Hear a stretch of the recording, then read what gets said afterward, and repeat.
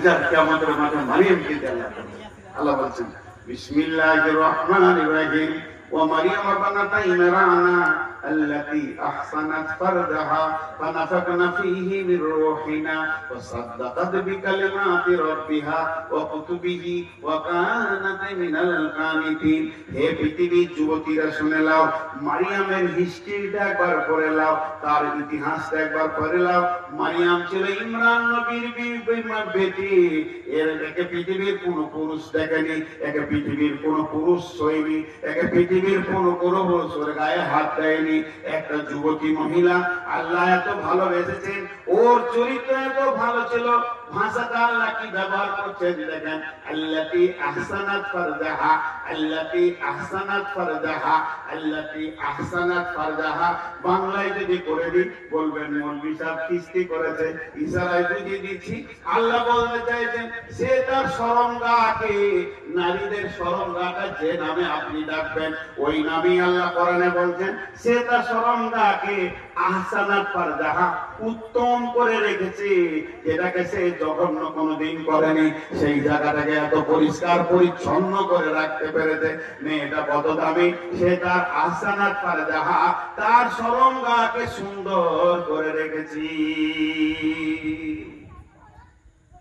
একটা উদাহরণ দেব। এখন যারা যুবতী এখন মেয়ে আছে, এখন বান শুনছি আমার এখন যা বয়স, 1 মিনিটের জন্য আমি আপনাদের, আপনি বলছি না তুমি বলছি, তো ভালো লাগবে তোমাদেরকে, আমি ডিটি বলছি আমাকে আব্বা বলো। 1 মিনিটের জন্য যে আজকে ওসিয়তটা তোমাদেরকে করি। আর একটা উদাহরণ এখানে দিই, উদাহরণটা শোনো তো। তোমাদেরকে খাস করে বলছি, যতগুলি যুবতী বেটি এখানে আছে, হে আমার বেটির দল, আমি তোমাদের আব্বা বলছি, একটু ধ্যান দিয়ে শোনো। বাপের রসুল করার হক আছে। তার আগে একটা উদাহরণ দিব। উদাহরণ হচ্ছে, আমি তাজপুর এসেছি চিরদিন থাকার জন্য নাই, এসেছি একটা প্রোগ্রামে, 2-4 ঘন্টা থাকবো, প্রোগ্রাম শেষ হবে, যেখানকার আমি সেখানে ফিরে চলে যাব। তো আমার সাথে 2জন বড় আলিম এনেছি। এই উদাহরণ দিচ্ছি, মনে করেন একটা মক্কার কাবা শরীফের ইমাম, একটা মসজিদে নববীর ইমাম আমার গাড়িতে আছে, এসেছে আমার বাড়ি।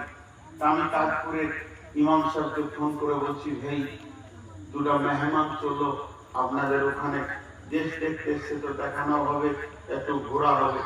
তো এই 2টি ভালো লোকের খবর শুনে এলাকার লোক খুশি হবে কি হবে না? আরে ভাই হবে কি হবে না? থাকার জায়গাটা কেমন করবে?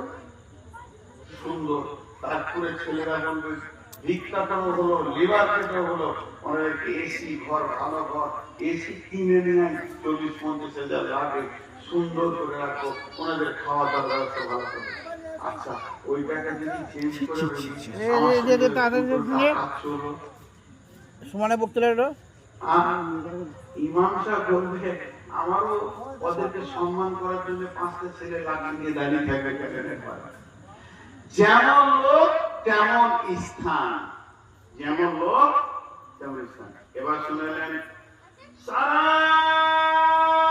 পৃথিবীর বুকে যত মানুষ পৃথিবীতে আসে, কিছুক্ষণের জন্য মায়ের পেটের ভিতরে তারা থাকে।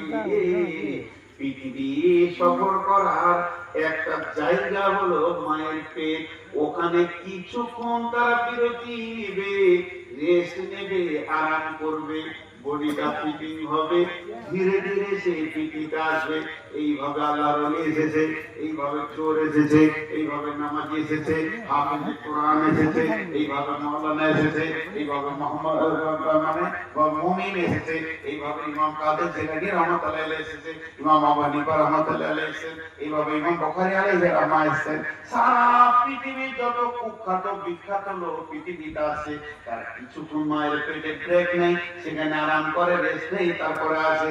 এবার বলেন, যদি কোন যুবতী, ও আমার বেটির দল, তোমাকে বলছে, ওরে আমার বেটি রে, তোমাদেরকে বলছি, খাস করে তোমাদেরকে বলছি, যদি কোনো যুবতীকে তার বিনা লাইসেন্সে পুরুষ মানে যে তাকে মহারানা দেয়নি, যে তার জন্য হারাম, এই রকম পুরুষ কিছু লোভনীয় জিনিস দিয়ে লোভ দেখিয়ে তার চরিত্রটাকে যদি নষ্ট করে দেয়, শরমগাটাকে যদি নষ্ট করে দেয়, লজ্জা যদি ওটাকে লুটে নেয়, ওই জায়গায় কোনোদিন আল্লাহ তার ওলিকে পাঠাবে না।